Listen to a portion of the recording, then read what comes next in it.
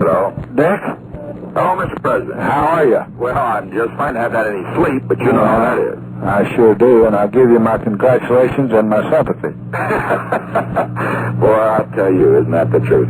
Dick, I want to keep in close touch with you along the line we did in our last talk, and I want to try to play this thing as much in the national interest as is humanly possible and as fair as possible. And I have just one purpose, and that is the best interest of the country, and I believe that your conduct has been very responsible.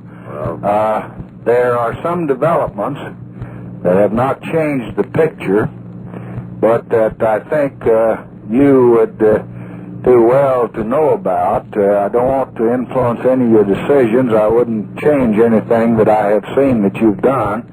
If I were in the same position, I would have pretty much followed the course of action, which I understand. I haven't read everything, but I'm away from the picture. But you meant my statement on Vietnam? Yes.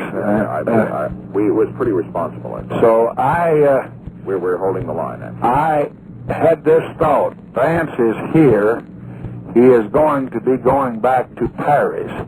I don't know what your plans or Agnew's are. Humphrey is coming here tomorrow. He's campaigning in Texas. McCarthy's in Houston, and Humphrey is in Corpus Christi. He's coming by on his way to Corpus, and I'm going to bring him up to date with what has happened. And there have been some things happen, additional outlets since we talked. I thought I ought to say to you at the same time that if either or both of you were interested, that I would consider, I had not planned to do this with him, but I would consider bringing Vance down here if you went from Miami to California any time in the next 2 or 3 days before he has to go back.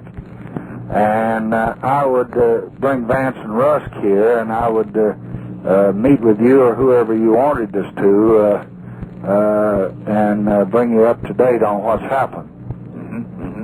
Well, it is not the thing that you are that you raised the question about.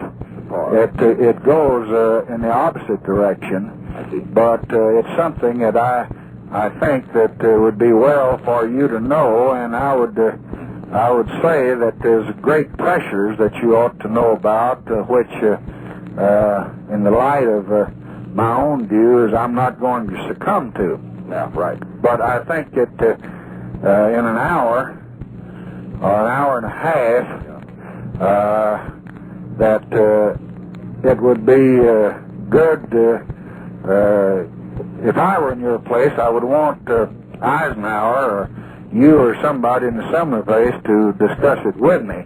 And my position's going to be, I'm going to exercise the responsibility up until somebody says, so help me God. But until that moment happens, I'm going to try to keep in touch with both leaders and see that they have it 50-50.